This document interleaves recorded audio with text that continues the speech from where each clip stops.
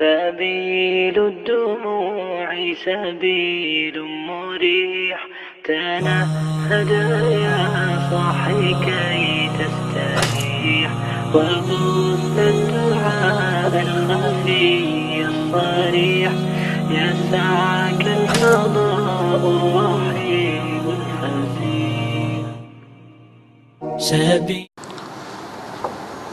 السلام علیکم ورحمۃ اللہ وبرکاتہ۔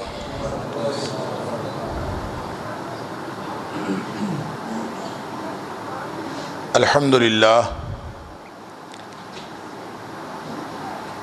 للہ وکفیٰ وسلام علی عبادہ الذین اصطفیٰ۔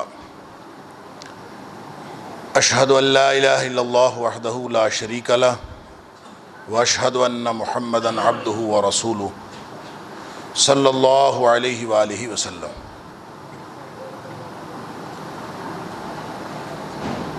اللہم صلی علی محمد وعلی آل محمد کما صلیت علی ابراہیم وعلی آل ابراہیم انک حمید مجید۔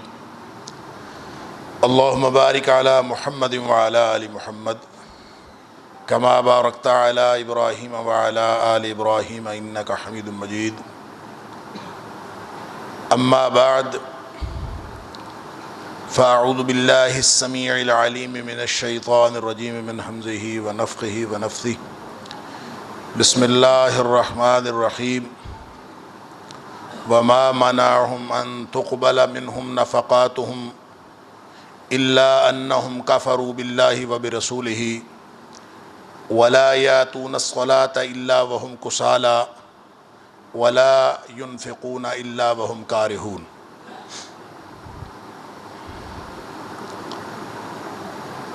اور ان کے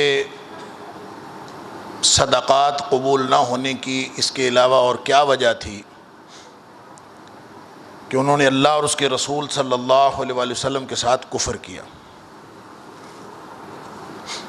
اور نماز کے لیے کاہلی اور سستی کے ساتھ ہی آتے تھے، اور جب خرچ کرتے تھے تو بے دلی سے خرچ کرتے تھے۔ صدق اللہ العظیم۔ اللہ تعالیٰ نے اس دنیا میں جتنی بھی اشیاء پیدا فرمائی ہیں وہ ساری کی ساری انسانوں کے فائدے کے لیے بنائی۔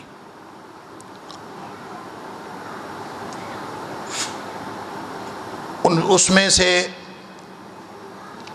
ہر چیز جس کو انسان اپنے لیے قیمتی سمجھتا ہے اس کی حفاظت کا بندوبست کرتا ہے، اور کوئی بھی ایسی چیز نہیں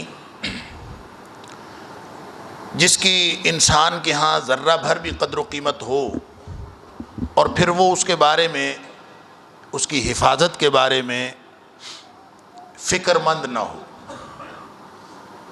چھوٹی سے چھوٹی چیز ہو تو انسان اس کی حفاظت کا بندوبست کرتا ہے، اور اگر چیز کی قیمت بڑھتی جائے، زیادہ قیمتی ہو جائے، تو اسی طرح اس کی حفاظت کا بندوبست اور انتظام بھی انسان کو زیادہ کرنا پڑتا ہے۔ ڈھونڈتا پھرتا ہے انسان کہ میں اپنی چیز کو زیادہ محفوظ بنانے کے لیے کیا کروں۔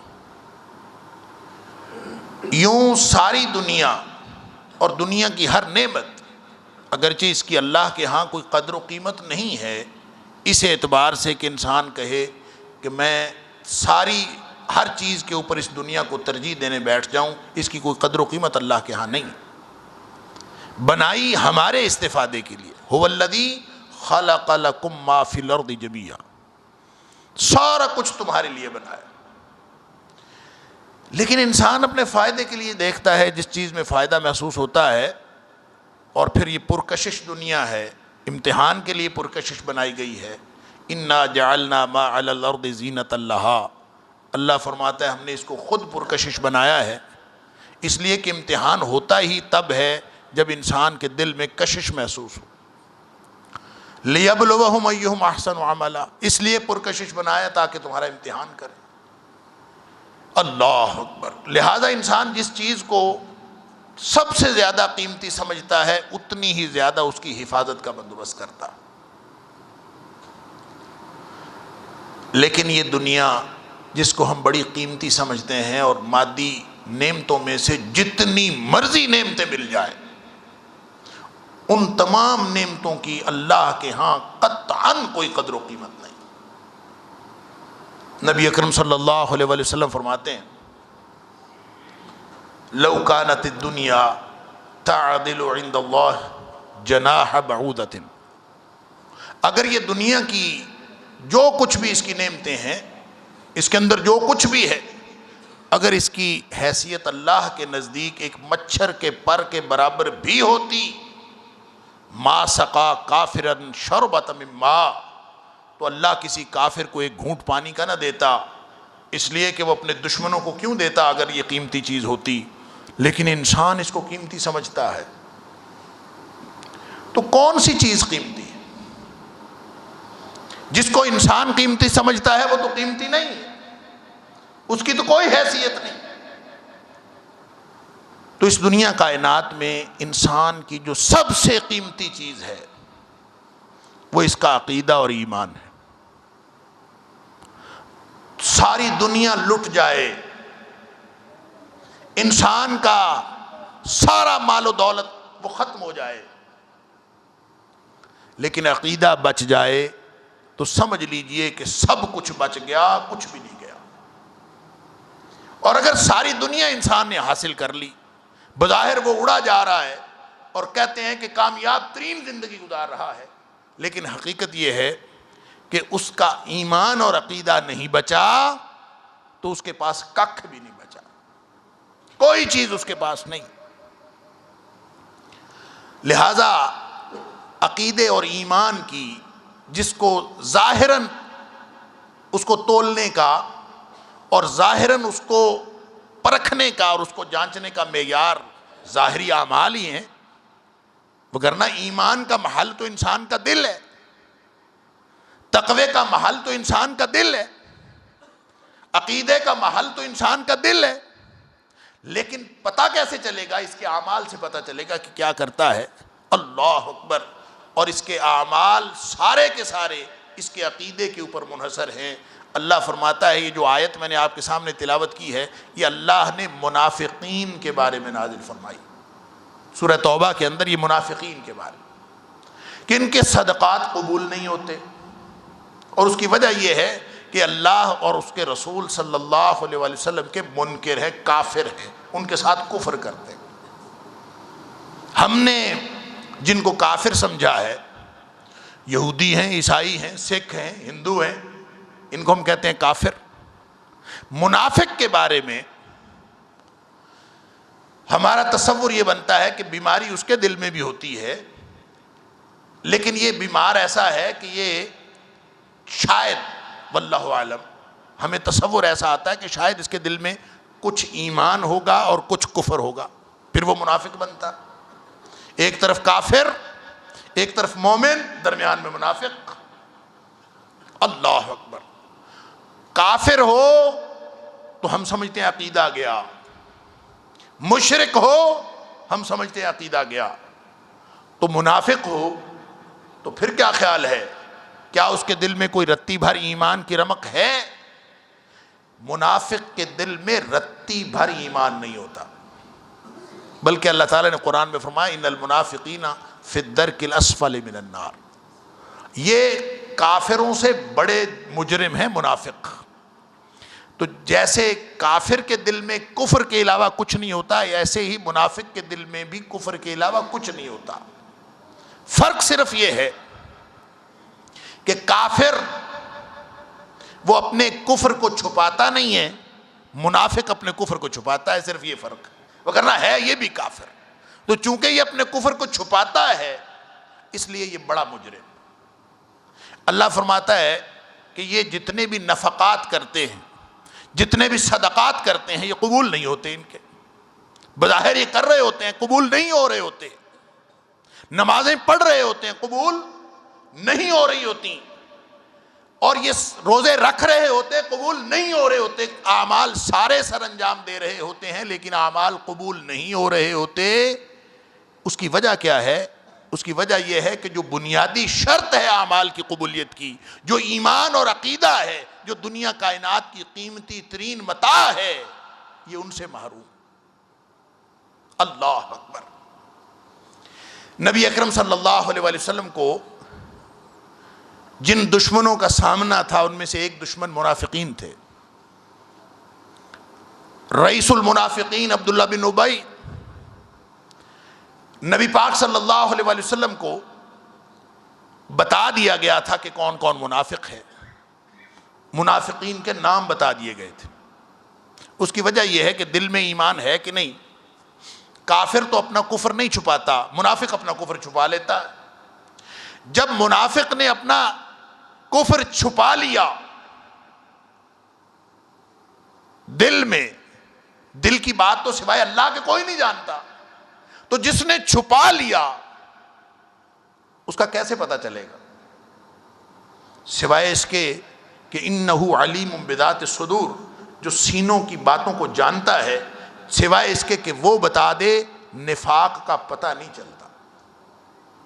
لہٰذا اللہ نے نبی اکرم صلی اللہ علیہ وآلہ وسلم کو نام بتا دیے گن کے، یہ بھی منافق ہے، یہ بھی منافق ہے، یہ بھی منافق ہے، اس لیے کہ اس کی دل کی حالت کیا تھی کیا نہیں تھی سوائے اللہ کے کوئی نہیں جانتا۔ ہمیں تو ظاہر کا پابند بنایا گیا ہے نا۔ نبی اکرم صلی اللہ علیہ وآلہ وسلم نے فرمایا جب تم کسی کو دیکھو اذا رأیتم احدکم یعتاد المسجد فاشہدوا لہ بالایمان، جب تم کسی کو مسجد میں آتا جاتا دیکھو، مسجد کے لیے دوڑ دھوپ کرتا دیکھو، یا مسجد میں وہ بار بار آتا جاتا ہے نمازیں پڑھتا ہے، فاشہدوا لہ بالایمان، اس کے ایمان کی گواہی دے دو۔ حالانکہ مسجد میں منافقین بھی آتے تھے، نمازیں پڑھتے ہیں قبول نہیں ہوتی، لیکن تمہیں حکم یہ ہے کہ ان کے ایمان کی گواہی دے دو، اس لیے کہ ہم ظاہر کے پابند ہیں۔ اللہ اکبر۔ تو جس دور میں ہم زندگی گزار رہے ہیں، نبی اکرم صلی اللہ علیہ وآلہ وسلم کو تو اللہ نے منافقین کے نام بتا دیے تھے، نبی پاک صلی اللہ علیہ وآلہ وسلم کو معلوم ہو گیا کہ یہ منافق ہیں۔ اب نبی کریم صلی اللہ علیہ وسلم اس دنیا سے تشریف لے گئے تو اب قیامت تک کے لیے وحی کا دروازہ تو بند ہو گیا۔ اب اگر کوئی منافق ہوگا، اب مسجدوں میں جو آتا جاتا ہوگا، اب جو مسجد میں نماز پڑھتا ہوگا، اب مسجد جو آ کے نفقات اور صدقات کرتا ہوگا، جو روزے رکھتا ہوگا اور اس کے دل میں نفاق ہوگا، کون بتائے گا کہ وہ منافق ہے؟ کیسے پتا چلے گا کہ وہ منافق ہے؟ علماء نے بڑی آسانی ڈھونڈی کہ انہوں نے کہا کہ اصل میں منافق دو قسم کے ہوتے ہیں۔ ایک منافق ہوتے ہیں اعتقادی منافق، اور ایک منافق وہ ہوتے ہیں جو عملی منافق ہوتے ہیں۔ لہذا یہ فرق کر کے انہوں نے کہا جی اعتقادی منافق تھے نبی پاک صلی اللہ علیہ وسلم کے دور میں، بس اب اس کے بعد قیامت تک عملی منافق ہوں گے، اعتقادی منافق کوئی نہیں ہوگا۔ یہ آسانی ڈھونڈی اس لیے کہ اعتقادی منافق کے بارے میں بتانے والے کوئی نہیں۔ اب وحی اور نبوت کا سلسلہ بند ہو گیا، نبی کریم صلی اللہ علیہ وسلم کو تو اللہ نے بذریعہ وحی بتا دیا، لہٰذا اعتقادی منافق اب قیامت تک علماء نے تسلی اور خیر کی خبر سنائی کہ اب قیامت تک کے لیے اعتقادی منافق کی کوئی خبر نہیں۔ اللہ اکبر۔ حالانکہ نبی اکرم صلی اللہ علیہ وسلم ہمیں جو کچھ بتا گئے ہیں نا، اور اللہ کے قرآن نے جو کچھ بتا دیا ہے، یہ قیامت تک اعتقادی منافق کا ہی تو پتہ چلتا ہے، اس کے عقیدے کی خرابی کا ہی تو پتہ چلتا ہے، اور اس کے ایمان کی خرابی کا ہی تو پتہ چلتا ہے، جس سے معلوم ہوتا ہے کہ یہ منافق ہے، وگرنہ کوئی منافق ہوتا ہی نہیں۔ نفاق تو ہے ہی دل کی بیماری کا نام، یہ عمل کی بیماری تو نہیں ہے۔ نفاق عمل کی بیماری نہیں ہے، یہ دل کی بیماری ہے، اور جب دل بیمار ہو تو عمل قبول نہیں ہوتا۔ وَمَا مَنَعُهُمْ أَن تُقْبَلَ مِنْهُمْ نَفَقَاتُهُمْ إِلَّا أَنَّهُمْ كَفَرُوا بِاللَّهِ وَبِرَسُولِهِ۔ دل میں کفر نہ ہو، نیتیں درست ہوں، انسان بدنیت نہ ہو، تو اعمال تو قبول ہوتے ہیں، اور کوئی وجہ تھی نہیں۔ اللہ فرماتا اور کوئی وجہ نہیں تھی ان کی نمازیں، ان کے نفقات قبول نہ ہونے کی، سوائے اس کے کہ یہ کافر تھے، کافر کا کوئی عمل قبول نہیں ہوتا۔ اب ہمارے کاغذوں میں منافق تھے منافق، لیکن دل میں چونکہ کفر تھا اس لیے ان کے اعمال قبول نہیں ہوتے تھے۔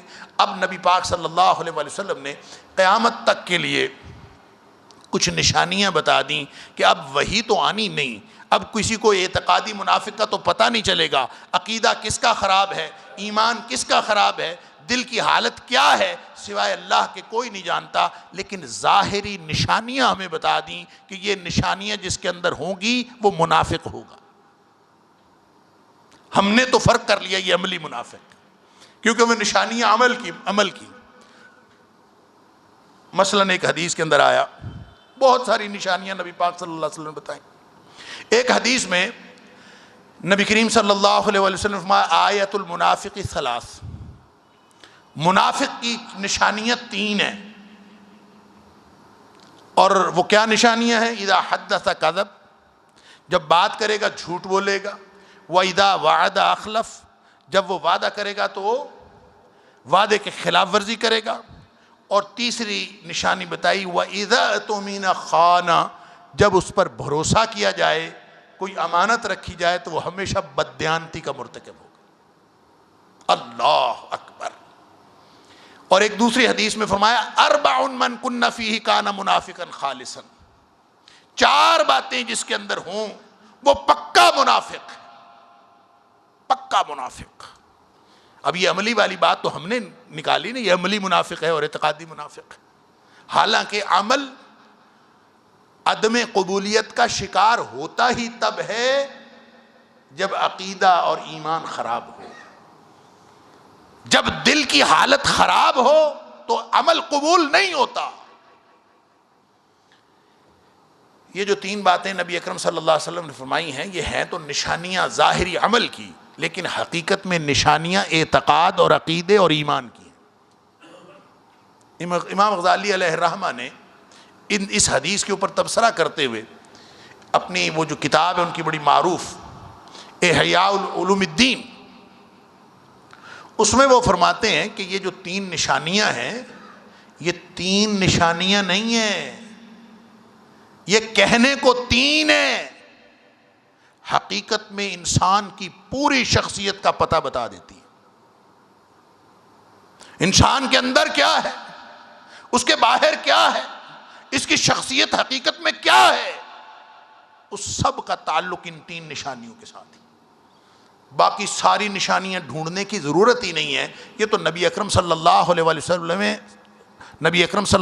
وسلم نے اتنا شارٹ کٹ بتایا ہے، اتنا مختصر طریقہ بتایا ہے منافق کے نفاق کو جانچنے کا، کہ جس کے اندر یہ خرابیاں 3 موجود ہوں گی اس کا کوئی عمل قبول نہیں ہے، سمجھ لو اس کے دل میں نفاق ہے، اور جس کے دل میں نفاق ہے اس کے دل میں رتی بھر ایمان موجود نہیں ہوتا۔ ایک روایت کے اندر آتا ہے وَإِن صَلَّى وَصَامَ، یا وَإِن صَامَ وَصَلَّى وَزَعَمَ أَنَّهُ مُسْلِمٌ، یہ 3 نشانیوں والا وہ پکا منافق ہے، بھلے وہ نمازیں پڑھتا ہو، بھلے وہ روزے رکھتا ہو، وَزَعَمَ أَنَّهُ مُسْلِمٌ، اور ساری دنیا کو بتاتا ہو کہ میں مسلمان ہوں، اس کے باوجود اس کے دل میں رتی بھر ایمان نہیں۔ اللہ اکبر، یہ بڑی خطرناک بات ہو گئی۔ ہم سمجھتے ہیں، ہم کوئی کام کرتے ہیں، ساری زندگی نمازیں پڑھتے رہیں، روزے رکھتے رہیں، اور سمجھتے رہیں کہ ہمارا کام تو ٹھیک چل رہا ہے، اور عمل ہمارا ایک بھی قبول نہ ہو، اس سے زیادہ خطرناک بات اور کیا ہو سکتی۔ امام غزالی کہتے ہیں کہ جو بات کرنا ہے نا، دیکھیں 3 انسان کی شخصیت کے پہلو ہی 3 ہوتے ہیں سمجھنے کے لیے، ایک قول، ایک عمل اور ایک نیت، 3 ہی باتیں ہوتی ہیں جس سے پوری شخصیت پتہ چل جاتی۔ جب جھوٹ بولا تو پتہ چل گیا قول کا برا آدمی ہے، لہذا ساری زندگی وہ سچ بولتا رہے، ایک جھوٹ بول لے، یہ ایمان کے منافی، مومن جھوٹا نہیں ہو سکتا۔ اللہ اکبر۔ نبی پاک صلی اللہ علیہ وسلم سے پوچھا گیا کیا مومن بزدل ہو سکتا ہے، کیا مومن کنجوس ہو سکتا ہے؟ نبی کریم صلی اللہ علیہ وسلم نے فرمایا ہو سکتا ہے، اللہ نے آدمی کی طبیعتیں مختلف بنائی ہوتی ہیں، کوئی آدمی کھلے دل کا ہوتا ہے، کوئی آدمی تنگ دل کا ہوتا ہے، لیکن مومن ہونے کے باوجود ایسا ہو سکتا ہے؟ کیا بزدل ہو سکتا ہے؟ ہو سکتا ہے۔ صحابہ کرام میں آپ دیکھ لیں، حضرت حسان بن ثابت رضی اللہ تعالیٰ عنہ، آپ ان کے قصے پڑھ کے دیکھیں، بزدلی کی انتہا ہے، یعنی حالانکہ جلیل القدر صحابی، لیکن دیکھ لیں وہ واقعہ غزوہ احزاب والا ہی، اللہ اکبر، کہ حضرت صفیہ رضی اللہ تعالیٰ عنہ عورت ہو کر اور عمر رسیدہ ہو کر ان کو کافر پہ وار کرنا پڑا، حضرت حسان بن ثابت رضی اللہ تعالیٰ عنہ نہیں اٹھے وار کرنے کے۔ یاد ہے نا واقعہ کہ نبی پاک صلی اللہ علیہ وسلم اور سارے صحابہ اکرام یہ تو خندق میں مصروف تھے کفار کے ساتھ، پیچھے سے یہودیوں نے بدعہدی کا اعلان کر دیا، ان کے ساتھ معاہدہ ہوا تھا، ادھر مسلمان تھے، محاذ جنگ تھا، پیچھے مدینے کی بستی تھی، اس سے پیچھے یہودیوں کی بستی تھی۔ اب جب مسلمانوں کو یہ پتہ چلا کہ یہودیوں نے عین جنگ اور محاصرے کے دوران بدعہدی کا اعلان کر دیا ہے، تو یہ بڑی خطرناک صورتحال تھی۔ اب پیچھے جو عورتیں اور بچے تھے، صرف بستی میں اور کوئی بھی نہیں تھا، صرف ایک مرد جس کو چھوڑا تھا لک آفٹر کرنے کے لیے، وہ حسان بن ثابت رضی اللہ تعالیٰ عنہ، شاعر رسول صلی اللہ علیہ وسلم، اور تھے بالکل شاعرانہ مزاج کے آدمی، قطعاً کوئی ان کے اندر جس کو کہتے ہیں نا مردانگی والی بات اور بہادری والی وہ بات کوئی نہیں تھی۔ یہودیوں کو پتہ نہیں تھا کہ انہوں نے کتنے لوگ چھوڑے ہوئے ہیں، مسلمان اتنے پریشان ہوئے۔ یہ وہ موقع ہے کہ یہ سورہ احزاب کے اندر اللہ تعالیٰ فرماتا ہے کہ یہ وہ موقع تھا اذ زاغت الابصار وبلغت القلوب الحناجر، جب آنکھیں پتھرا گئیں اور کلیجے منہ کو آنے لگے، یہ کیفیت تھی۔ اور وہ صحابہ کرام بتاتے ہیں ہمیں اصل میں کوئی بھی پریشانی ہوتی تھی، ہم نبی پاک صلی اللہ علیہ وسلم کے پاس جاتے تھے، اپنی پریشانی کا اظہار کرتے تھے، آپ آگے سے کوئی نہ کوئی ایسی بات فرماتے تھے، ہماری ہر پریشانی دور ہو جاتی۔ جب ہمیں پتہ چلا پیچھے سے یہودیوں نے بدعہدی کا اعلان کر دیا، عورتیں بچے بیچارے وہ اکیلے ہیں، ہمیں پریشانی سخت، ہم نے بھاگے بھاگے جا کے نبی پاک صلی اللہ علیہ وسلم کو بتایا کہ ادھر بدعہدی کا اعلان ہو گیا ہے، پیچھے بچے عورتیں ہیں، کیا کریں؟ تو صحابہ کہتے ہیں نبی کریم صلی اللہ علیہ وسلم نے کچھ بھی نہیں فرمایا، آپ کچھ فرما دیتے تو پریشانی دور ہو جاتی۔ نبی کریم صلی اللہ علیہ وسلم نے کچھ بھی نہیں فرمایا، بلکہ خاموشی کے ساتھ آپ لیٹ گئے اور آپ اپنے چہرہ مبارک کے اوپر چادر لے لی۔ یہ وہ موقع تھا کہ صحابہ کرام کہتے ہیں کہ ہمارے کلیجے منہ کو آنے لگے اور ہماری آنکھیں پتھرا گئیں کہ اب کچھ ہونے والا۔ اب نبی پاک صلی اللہ علیہ وسلم نے بھی دو تسلی کے بول نہیں بولے، اذ زاغت الابصار وبلغت القلوب الحناجر۔ یہودیوں کو پتہ نہیں تھا کہ بستی میں انہوں نے کتنے لوگ پیچھے بٹھائے ہوئے ہیں، انہوں نے ریکی کرنے کے لیے ایک آدمی بھیجا، وہ ابھی آ کے دیکھ رہا تھا کہ کتنے لوگ ہیں، وہ جا کے خبر دیتا تو پھر انہوں نے حملہ کرنا تھا۔ اب اللہ نے انتظام کرنا ہوتا ہے ہر چیز۔ حضرت صفیہ رضی اللہ تعالیٰ عنہ نے دیکھا، حضرت حسان سے کہا کہ مجھے لگتا ہے یہ ریکی کرنے کے لیے آیا ہے، یہ جا کے خبر دے گا، تم اس کو مار دو۔ کہتے نا یہ کام میرے سے نہیں ہوتا، شاعر تھے نا، یہ کام میں نہیں کر سکتا۔ وہ آرام سے، ظاہر ہے وہ خبر لینے آیا تھا، ابھی آرام سے جا رہا تھا۔ حضرت صفیہ رضی اللہ تعالیٰ عنہ پیچھے سے گئیں اور زور کی تلوار اس کے گردن پہ ماری پیچھے سے، اور وہ وہیں ڈھیر ہو گیا، اور جب وہ گر گیا، مر گیا، تو حضرت صفیہ رضی اللہ تعالیٰ عنہ فرماتی ہیں حضرت حسان کو کہ اب وہ مرا پڑا ہے، اس کا اسلحہ تو اتار لو، تلوار وغیرہ تو اتار لو جا کے۔ تو کہتے ہیں نہیں، اے بھی کم تو آپ پہ ہی کر لے، لیکن ایمان پہ، ان کی جلالت قدری پہ کوئی فرق نہیں ہے۔ اَيَكُونَ الْمُؤْمِنُ جَبَانًا، ہو سکتا ہے بزدل، ہو سکتا ہے، یہ تو اللہ نے طبیعتیں بنائی، لیکن اَيَكُونُ الْمُؤْمِنُ كَذَّابًا، کیا جھوٹا ہو سکتا ہے مومن؟ فرمایا لا، جھوٹا نہیں ہو سکتا. جو جھوٹ بولتا ہے یہ ایمان کے منافی ہے.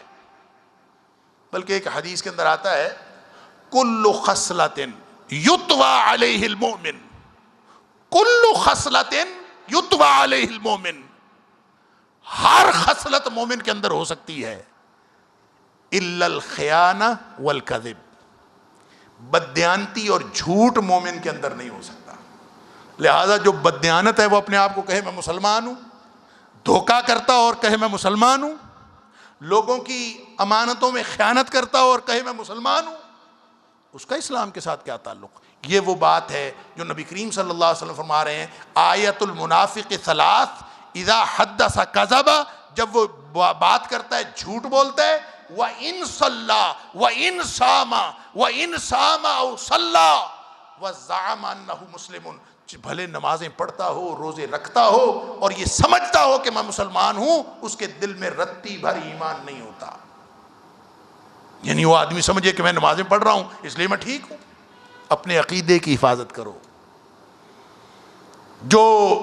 اور دوسری بات عمل، قول یہ عقیدے کا پتہ دیتا ہے. دوسری چیز عمل، عمل بھی عقیدے کا پتہ دیتا ہے. اللہ اکبر. اذا اؤتمن خان، جب اس کے اوپر بھروسہ کیا جائے تو وہ ہمیشہ بددیانتی کا مرتکب، یہ عمل ہے، ہمیشہ بددیانتی کا مرتکب ہوتا ہے. اور یہ بھروسہ کیا جانا یا امانت رکھے جانے کا مطلب صرف یہ نہیں ہے کہ آپ کو کوئی چیز دے کہ یہ میری امانت اپنے پاس رکھ لو، تو وہ امانت ہوتی ہے جس میں بددیانتی ہوتی ہے. مسلمان کا مسلمان کے ساتھ معاملہ یہ بھی بھروسے کا معاملہ ہے. اللہ کے رسول صلی اللہ علیہ وسلم نے فرمایا مشورہ بھی امانت ہے، المجالس بالامانہ، مجلسیں بھی امانت ہیں. آدمی اگر ایک جگہ کسی نے مشورہ کیا آپ اس کے بھروسے کو توڑتے ہیں تو یہ بھی بددیانتی. الا ھذا القیاس. دیکھو تو صحیح، ہم اپنے عمل پہ غور کریں، اپنے قول پہ غور کریں، اپنی گفتار پہ غور کریں، کہیں ہم ایسے اعمال کے مرتکب تو نہیں ہو رہے جو ایمان کے منافی. اور تیسری چیز ہے وَإِذَا وَعَدَ أَخْلَفَ. امام غزالی کہتے ہیں یہ جو وعدہ خلافی ہے نا، یہ ہوتی ہی تب ہے جب انسان دل سے بدنیت ہو. جو بدنیت نہ ہو وہ وعدہ خلافی نہیں کرتا. تو آج کے دور میں ہم نے تو وعدے کو تو کبھی وعدہ سمجھا ہی نہیں. ہر دور کے کچھ تقاضے ہوتے ہیں. جھوٹ بولنا آج کے دور کے تقاضوں میں سے ایک تقاضا ہے. یہ جو موبائل فون ہمیں اللہ نے نعمت عطا کی ہے، اللہ اکبر، دن میں 10 دفعہ ہم جھوٹ بولتے ہیں. چھوٹے موٹے جھوٹ ہوتے کہاں ہیں، بتا کہیں کا رہے ہوتے. پہنچنا ہوتا ہے، ابھی گھر سے چلے نہیں ہوتے، بس میں پہنچنے والا ہوں. یہ جھوٹ نہیں تو اور کیا ہے؟ آپ لوگوں کو پریشان کر رہے ہیں. وعدہ خلاف ورزی کرنا، وعدہ کر رہے ہوتے ہیں اسی وقت پتا ہوتا ہے کہ میں نے یہ وعدہ پورا نہیں کرنا. اس سے بڑی بدنیتی کی بات اور کیا ہو سکتی ہے؟ لہٰذا یہ تینوں باتیں یا تینوں حرکتیں ایسی ہیں کہ جس شخص سے ان تینوں حرکتوں کا ارتکاب ہوتا ہے کسی بھی طرح، وہ اپنے ایمان اور عقیدے کی فکر کرے. ہم مسلمان، ہم اپنے آپ کو کہتے مسلمان ہیں، پڑھتے نمازیں ہیں، رکھتے روزے ہیں، لیکن کیا کہیں کوئی جھوٹ کا ارتکاب تو نہیں کر رہے؟ کہیں بددیانتی کا ارتکاب تو نہیں ہو رہا؟ کہیں وعدہ خلافی کا ارتکاب تو نہیں ہو رہا؟ اس لیے کہ اگر یہ ہو رہا ہے تو یہ نشانی ہے اس بات کی کہ دل کے اندر عقیدہ اور ایمان وہ خراب ہو چکا. اللہ اکبر. ہم کہتے ہیں کہ مشرک جو ہے وہ شرک کرتا ہے، جا کے وہاں بتوں کو پوجے تو وہ شرک کرتا. حالانکہ کتنے ہی اعمال ہیں جن کو ہم چھوٹا سمجھتے ہیں. نبی اکرم صلی اللہ علیہ وسلم نے فرمایا وہ اعمال شرک یا کفر کا باعث ہوتے ہیں. ہم وہ اعمال ان کا ارتکاب بھی کر رہے ہوتے ہیں، اپنے آپ کو مسلمان بھی سمجھ رہے. مثلاً ایک چھوٹی سی بات، نبی کریم صلی اللہ علیہ وسلم نے فرمایا کہ جس شخص نے قسم اٹھائی، من حلف لغیر اللہ، جس نے اللہ کے علاوہ کسی اور کی قسم اٹھائی، فقد اشرک او کفر، اس نے یا تو کفر کیا یا اس نے شرک کیا. ہم تو قسمیں اٹھاتے ہیں، کبھی تیری قسم، کبھی میری قسم، کبھی فلاں کی قسم، کبھی اس چیز کی قسم، اور قسمیں اٹھا، کبھی سوچا ہی نہیں ہم کیا کر رہے ہیں. کہیں ہم یہ شرک کا ارتکاب کر کے ہمارا عقیدہ کہاں ہے، پھر ایمان کہاں ہے؟ پھر نبی اکرم صلی اللہ علیہ وسلم فرماتے ہیں اثنان فی الناس وہما بہم کفر. دو باتیں لوگوں کے اندر بہت عام ہیں، دونوں ہی کفر ہیں. چھوٹی چھوٹی باتیں لوگ اس کا ارتکاب کرتے ہیں، وہ کفر. الطعن فی الانساب والنیاحۃ علی المیت، کسی کو نسب کا طعنہ دینا اور میت پہ نوحہ کرنا، یہ دونوں کفر ہے. اللہ اکبر. ہم تو ساری دنیا کے نسب جانتے ہیں، جس سے بات ہوتی ہے شروع ہی نسب کے طعنے سے ہوتی ہے. مجھے پتہ ہے تو کتنا حلال کا ہے، مجھے پتہ ہے تیری نسل کیا ہے، مجھے پتہ ہے تیرا خاندان کیا ہے، میں جانتا ہوں تیرے باپ دادا کو. یعنی ہم تو کام کا آغاز یہاں سے کرتے ہیں، بات کا آغاز یہاں سے کرتے ہیں کہ تیرا دادا فلاں تھا اور تیرا پردادا فلاں تھا. بھئی تو جو جس دادے اور پردادے کی اولاد ہے، تو اپنی مرضی سے اس کی اولاد ہے، جو اس کو طعنہ دے رہے ہو کہ وہ اس دادے کے گھر کیوں پیدا ہوا، اس پردادے کے گھر کیوں پیدا ہوا. اگر کوئی کتنی بھی ادنا نسل سے ہے، تم کون ہوتے اس کو طعنہ دینے والے؟ اللہ کفر ہے. ذکر کرنا بھی کفر ہے، کسی کو طعنہ دینا کفر ہے. اور النیاحۃ علی المیت، یہ تو کام ہی عام سا ہے. گھر میں میت ہو، آدمی اس پہ بیان نہ کرے تو افسوس کا اظہار ہی نہیں ہوتا ہے. یہ کفر. اللہ اکبر. سباب المسلم فسوق وقتالہ کفر. نبی پاک صلی اللہ علیہ وسلم فرماتے ہیں مسلمان کو گالی دینا گناہ ہے، فسق ہے، اور اس کو قتل کرنا، مارنے کے درپے ہونا، یہ کفر ہے. یہ سارے کفر ہیں. یہ کفر اور شرک کے ہم مرتکب تو نہیں ہو رہے. پھر نبی پاک صلی اللہ علیہ وسلم فرماتے ہیں، جو میں مثالیں دے رہا ہوں آپ کو، میں اور آپ اپنے عقیدے کی فکر کریں. اس سے بڑی قیمتی چیز اور کوئی نہیں ہے جس کی حفاظت کی جائے. نبی اکرم صلی اللہ علیہ وسلم فرماتے ہیں ان اخواف ما اخاف علیکم الشرک الاصغر. مجھے جو سب سے زیادہ ڈر ہے نا تم سے، وہ چھوٹے شرک کا ہے، کہ تم سب کہیں چھوٹے شرک میں مبتلا نہ ہو جاؤ. وما الشرک الاصغر یا رسول اللہ صلی اللہ علیہ وسلم. اللہ کے رسول، یہ چھوٹا شرک کیا ہوتا ہے؟ فرمایا چھوٹا شرک ہے الریا. یہ ہے ریاکاری، دکھلاوا کرنا، لوگوں کو دکھانا کہ میں دیکھو میں یہ کام کر رہا ہوں. یہ شرک ہے. اور نبی کریم صلی اللہ علیہ وسلم فرمایا قیامت کے دن اللہ تعالیٰ ایسے ریاکاروں کو، جو لوگوں کو دکھلاوے کے لیے کام کرتے تھے یا کام کرتے ہوئے لوگوں کو دکھلاتے تھے، فرمایا ان کو تو اللہ تعالیٰ قیامت والے دن ویسے ہی فارغ کر دے گا. اللہ فرمائے گا جاؤ جا کے ان سے جزا طلب کرو جن کو دکھانے کے لیے کام کرتے تھے، میرے پاس تمہارے لیے کچھ نہیں ہے. اللہ اکبر. یہ اللہ تعالیٰ نے عجیب ہمیں امتحان میں ڈالا ہے. کام چھوٹا سا بھی ہو نا نیکی کا، عجیب سسٹم اللہ کا. سبحان اللہ. آپ سوچتے جائیں انسان حیران ہوتا چلا جائے. جب انسان گناہ کرتا ہے نا تو چھپ کے کرتا ہے. نیکی کرنا چاہے تو اولین نیکی نماز ہے. نماز پڑھنے کے لیے آتا ہے تو ساری دنیا دیکھتی ہے. یعنی نیکی میں ریا کا ہر وقت امکان ہے. آپ نماز پڑھنے کے لیے آئے، لوگ دیکھ رہے ہیں تو دل میں خیال تو آتا ہے نا کہ لوگ دیکھ رہے ہیں. تو جب یہ خیال آ گیا کہ مجھے لوگ دیکھ رہے ہیں تو اس سے کیسے بچنا ہے؟ یہ تو ہر وقت خیال آتا. کوئی بھی نیکی انسان کر رہا ہوتا ہے دل میں خیال تو آتا ہے. اور یہی وہ امتحان ہے جو ہر وقت جاری ہے. ایک شخص آیا، اس نے آ کے نبی پاک صلی اللہ علیہ وسلم سے پوچھا کہ اللہ کے رسول صلی اللہ علیہ وسلم ارأیت رجلا غزا، ایک ایسا آدمی ہے جس نے جہاد کیا ہے اور وہ جہاد کرنے کے لیے گیا ہے، نیت بڑی اچھی ہے اس کی، یلتمس فیہ الاجر والذکر، اصل نیت اس کی اجر لینے کی ہے، لیکن تھوڑا سا اس کا خیال یہ بھی ہے کہ تھوڑی سی مشہوری بھی تو ہو ہی جائے گی نا، چاہتا اجر ہے لیکن یلتمس فیہ الاجر والذکر، لیکن ساتھ شہرت بھی چاہتا ہے۔ پوچھنے والے نے پوچھا ما لہ، اللہ کے رسول صلی اللہ علیہ وسلم اس کے لیے کتنا اجر ہے؟ شاید اس کے خیال میں اس کے سوال کرنے کا مطلب یہ ہوگا کہ نبی کریم صلی اللہ علیہ وسلم فرمائیں کہ اس کو پورا اجر نہیں ملے گا، اس لیے کہ اس نے دونوں چیزیں چاہی ہیں نا، اجر بھی اور تھوڑی سی مشہوری بھی۔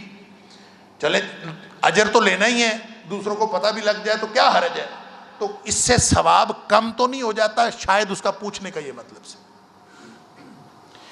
نبی کریم صلی اللہ علیہ وسلم نے فرمایا لا شیء لہ لا شیء لہ لا شیء لہ، 3 دفعہ نبی کریم صلی اللہ علیہ وسلم، اس کے لیے کخ بھی نہیں ہے، کوئی اجر نہیں ہے، رتی بھر اجر اس کے لیے نہیں ہے۔ اللہ اکبر!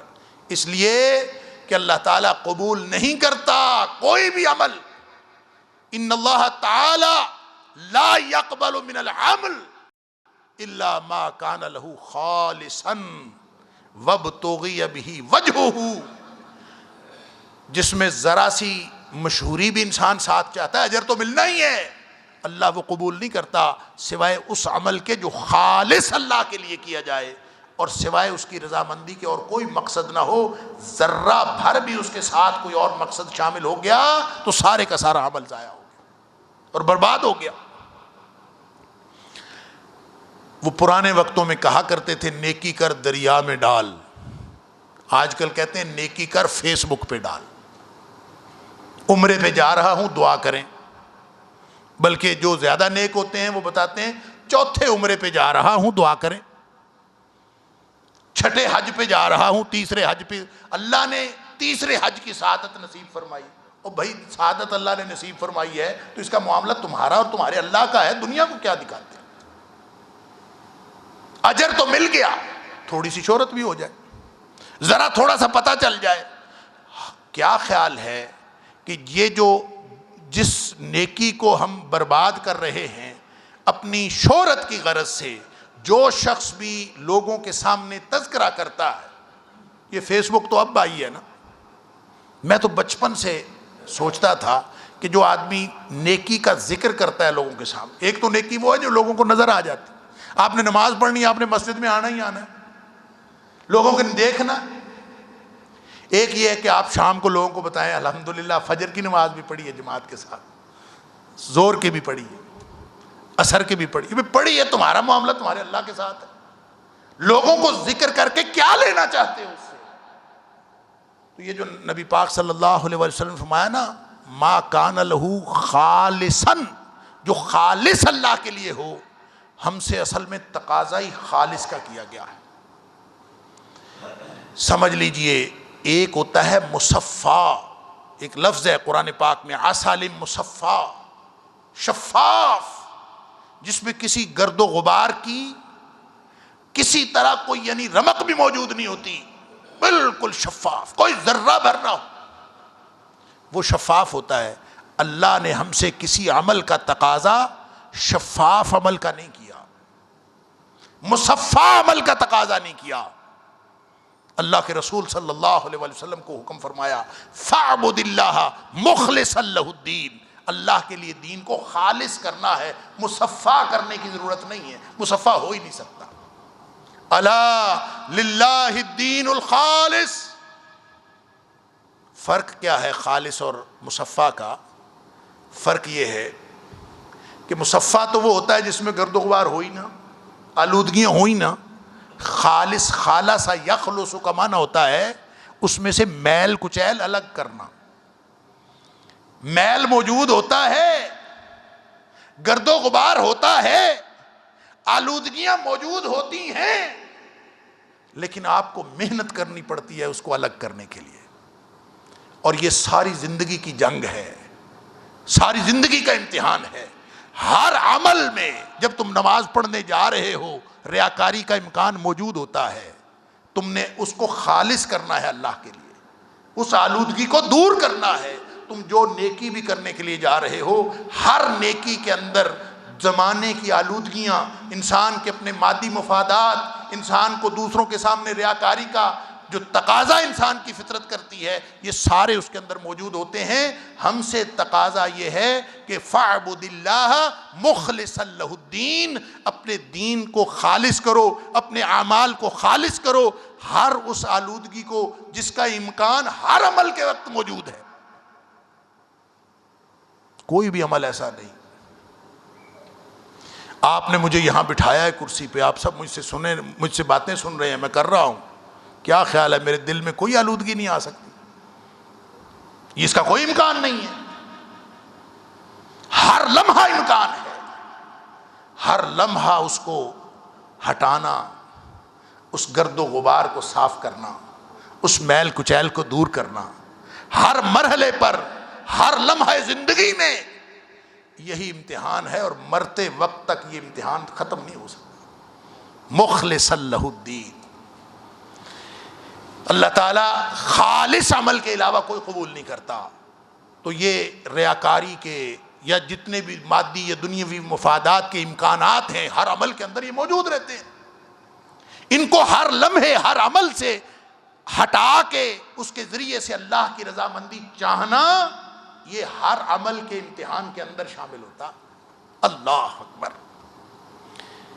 یہ چند مثالیں میں نے آپ کے سامنے رکھی ہیں، اور یہ صرف اس لیے ہیں کہ ہمیں اپنے عقیدے اور ایمان کی فکر ہو، اور یہ اعمال کرتے وقت کہیں اللہ اکبر، قل هل ننبئکم بالاخسرین اعمالا الذین ضل سعیہم فی الحیاۃ الدنیا وہم یحسبون انہم یحسنون صنعا۔ اے حبیب صلی اللہ علیہ وسلم، اعلان فرمائیے کہ کیا میں تمہیں ان لوگوں کی خبر دوں جو اعمال کے اعتبار سے گھاٹا پانے والے لوگ ہیں۔ یہ وہ لوگ ہیں جن کی دنیا کی زندگی کی ساری محنت ضائع گئی، اور وہ یہی سمجھتے رہے کہ وہ تو بہت اچھے کام کر رہے ہیں۔ هل اتاک حدیث الغاشیہ، قیامت کی خبر نہیں آئی؟ وجوہ یومئذ خاشعہ، کچھ چہرے ہوں گے ڈرے ہوئے ہوں گے قیامت والے دن، عاملۃ ناصبہ، عمل کر کر کے تھکے ہوئے ہوں گے، تصلی نارا حامیہ، گھسیٹ کر جہنم میں پھینک دیے جائیں گے، دہکتی ہوئی آگ میں ڈال دیے جائیں گے۔ اس وقت کی فکر کر لیں۔ آج اگر ہمیں ہر عمل کرتے وقت یہ فکر ہوتی ہے تو انشاءاللہ امید کی بات ہے، ایمان سلامت ہے۔ اور اگر بے فکرے ہو گئے ہیں، گھر میں کوئی 2-4 تولے سونا ہو تو اس کی حفاظت کی بڑی فکر ہوتی ہے۔ چند نوٹ جو ہاتھوں کی میل ہے وہ اگر گھر میں اکٹھے ہو جائے تو ان کی حفاظت کی بڑی فکر ہوتی ہے۔ نہیں فکر ہوتی تو عقیدے اور ایمان کی حفاظت کی فکر نہیں ہوتی۔ اللہ تعالیٰ مجھے اور آپ کو اپنے عقیدے اور ایمان کی حفاظت کی توفیق عطا فرمائے۔ ایک آخری حدیث عرض کر کے میں اپنی بات مکمل کرتا ہوں۔ حدیث تو آپ نے سنی ہوئی ہوگی، بس توجہ مطلوب ہے کہ نبی کریم صلی اللہ علیہ وسلم نے فرمایا کہ میں اپنی امت میں سے ایسے لوگوں کو جانتا ہوں جو قیامت کے دن آئیں گے تو ان کے پاس اعمال ہوں گے تہامہ کے پہاڑوں جتنے اعمال ہوں گے۔ تہامہ کے پہاڑ بہت اونچے پہاڑ۔ نبی کریم صلی اللہ علیہ وسلم فرماتے ہیں میری امت کے کچھ لوگ آئیں گے تہامہ کے پہاڑوں جتنے اعمال لے کے آئیں گے، فَيَجْعَلُهَا اللَّهُ هَبَاءً مَنْثُورًا، اللہ ان سارے اعمال کو، ان ساری نیکیوں کو گرد و غبار بنا کے اڑا دے گا۔ اللہ، ککھ بھی ان کے پلے نہیں رہے گا۔ صحابہ ڈر گئے۔ اللہ کے رسول صلی اللہ علیہ وسلم کتنی خطرناک بات ہے، آپ ان کی نشانی بتائیں ہمیں تاکہ ہم ان جیسے نہ ہوں۔ فرمایا تمہارے جیسے ہوں گے، تمہاری جیسے شکلیں والے ہوں گے، جیسے اعمال تم کرتے ہو ویسے اعمال وہ کرتے ہو، جیسی نمازیں تم پڑھتے ہو ویسی نمازیں وہ پڑھتے ہو، جیسی تہجدیں تم پڑھتے ہو وہ بھی تہجدیں پڑھتے ہو۔ پھر وہ کون سی خرابی ہے جس سے سارے اعمال برباد ہو گئے؟ فرمایا اذا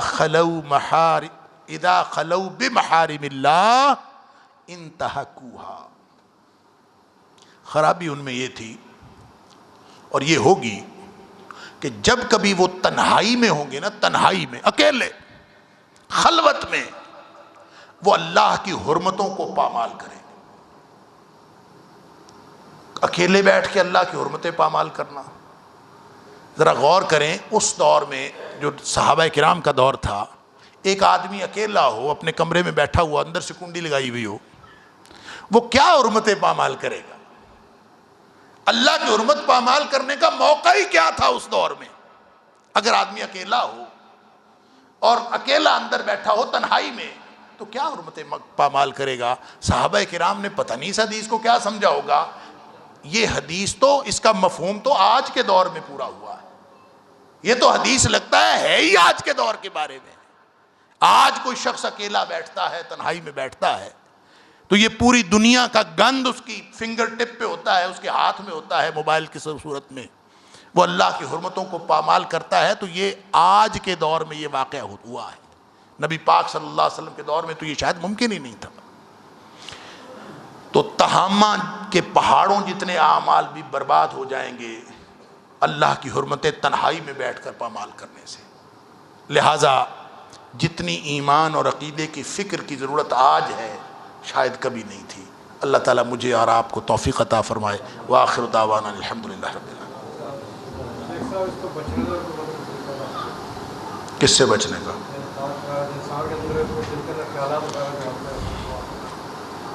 دیکھیں، سب سے پہلی بات سوال یہ ہے کہ اس سے بچنے کا طریقہ کیا ہے؟ بچنے کا طریقہ یہ ہے کہ حضرت ابن عباس رضی اللہ تعالیٰ عنہ کو جو ابھی بچے تھے، نبی اکرم صلی اللہ علیہ وسلم نے عقیدہ سکھایا۔ عقیدہ سیکھنے کی چیز، اور نبی کریم صلی اللہ علیہ وسلم کے ساتھ موقع ملا ابن عباس کو سواری کرنے کا۔ ابھی 10 سال کے بچے تھے، اور 10 سال کے بچے کو نبی پاک صلی اللہ علیہ وسلم عقیدہ سکھا رہے ہیں، اور اس میں جو 10 باتیں بتائیں، اس میں 1-2 باتیں میں عرض کر دیتا ہوں۔ مثلا اس کو یہ سکھایا، بچے کو سکھائیں نا پھر کیا پتہ بنتا ہے۔ فرمایا، اے بیٹے، اگر ساری دنیا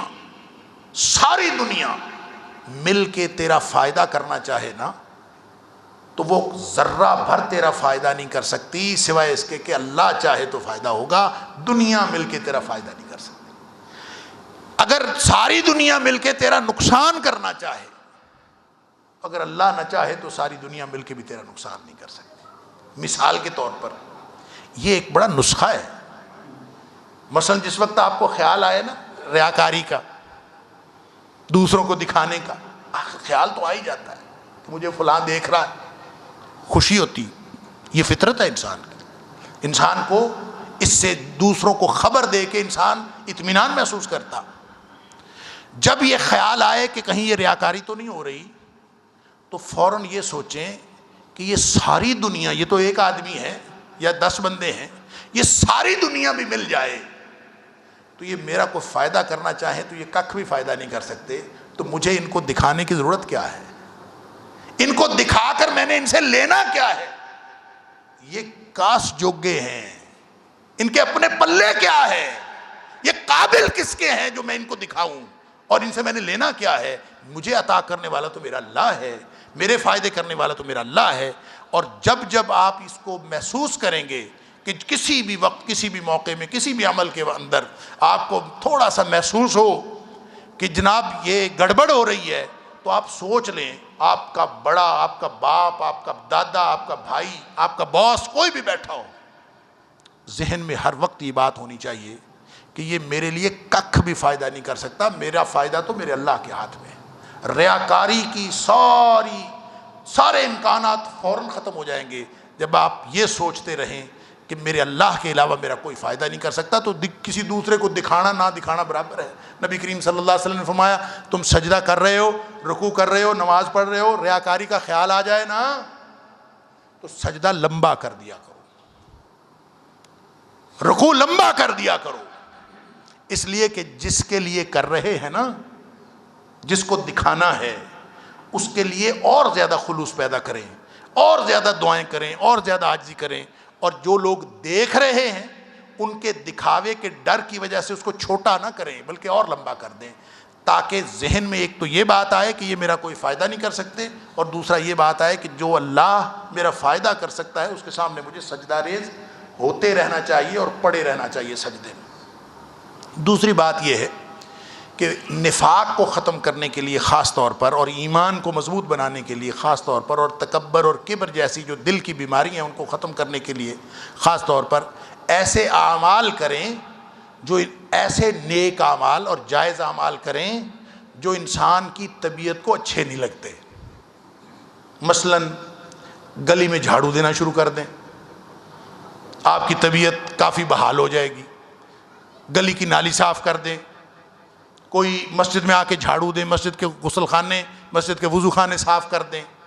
ایسے اعمال کریں جو آپ کی طبیعت کے خلاف ہیں اور جن کو آپ عام طور پہ انسان کی جو فطرت ہے اور اس کی طبیعت ہے وہ چاہتی نہیں ہے، وہ نیک کام کریں جو دل کو اچھے نہیں لگتے، اس سے دل کی بیماریاں دور ہوتی ہیں۔ اور دوسرا سب سے بڑا اس کا ذریعہ اللہ کا ذکر ہے۔ اللہ کے ذکر سے دلوں کا میل اترتا ہے، دلوں کا زنگ اترتا ہے۔ اللہ کا قرآن یہ سب سے بڑا ذکر ہے، اللہ کے قرآن کی تلاوت یہ سب سے بڑی۔ نبی پاک صلی اللہ علیہ وسلم سے یہی پوچھا تھا نا، آپ نے فرمایا کہ دلوں کو زنگ لگ جاتا ہے، جیسے لوہے کو زنگ لگ جاتا ہے، پانی میں پڑا رہے ایسے دلوں کو زنگ لگ جاتا ہے۔ تو صحابی پوچھتا ہے وما جلاؤہا یا رسول اللہ صلی اللہ علیہ وسلم، دل بیمار ہو گیا، اس کو زنگ لگ گیا، کیسے اس کو ٹھیک کریں؟ آپ نے فرمایا دو چیزیں جو ہیں وہ دل کا منجن ہیں، دل کا ریگ مال ہیں، دل کی صفائی کے لیے بڑی ضروری ہیں۔ ایک کثرت ذکر الموت و تلاوت القرآن، ایک تو ذکر موت کو بہت یاد کیا کریں، اور دوسرا قرآن کی تلاوت کیا کریں۔ موت تو ویسے اگر انسان کو یاد آ جائے نا، اس طرح یاد کہ شاید اگلا لمحہ میری موت کا ہو، تو دل کی ساری بیماریاں ویسے دور ہو جاتی ہیں۔ اللہ تعالی ہم سب کو سمجھ بھی عطا فرمائے اور عمل کی توفیق عطا فرمائے۔ وآخر دعوانا الحمدللہ رب العالمین۔